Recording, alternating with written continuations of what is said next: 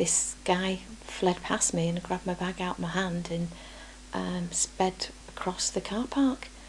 I gave chase, screaming and shouting, and I gave one big scream out at first, because it was a shock, and he ran across. I gave chase. I was determined he wasn't going to get out of my sight. I heard some screaming outside my house, and I went out and there was a woman, obviously in shock, looked like she was going to faint. She told me her purse had been stolen. There was a lot of people kind of running around, and I think they were trying to look for him or help the woman. And someone said he'd got on a bus, he got on a number 11 bus. So I got in my car thinking I'd follow the bus. That's as far as I'd thought about it. Followed the bus, got on the bus. I'd already got a description of him. As soon as I got on the bus, I knew it was him. Then the next thing I know that a driving instructor had pulled up in front of me, and he said, "We've stopped the bus, we've got him." So I jumped into the car, he took me to the car, and there was the bus. It was surrounded by the police, there was flashing lights, there was traffic was stopping, and I saw a youth. I couldn't say whether it was a youth that had taken my purse, because he had a hood up that was a young youth arrested there, and I didn't really know what had gone on.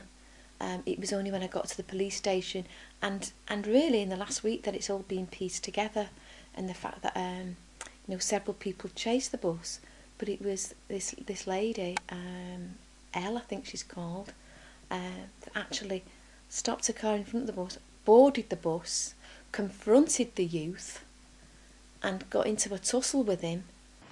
He was trying to get away. He was just trying to get away, so he was kind of trying to... I was kind of tight. The more I tightened my grip, the more he struggled and punched me to get off. And he was just punching and kicking, trying to get me off him. I wasn't really kind of going for him. I was just tightening my grip and trying to get hold of him. But he was kind of getting the better of me, and I ended up kind of underneath, and then the bus driver jumped in and got one of his arms up his back, and I got the other arm up his back.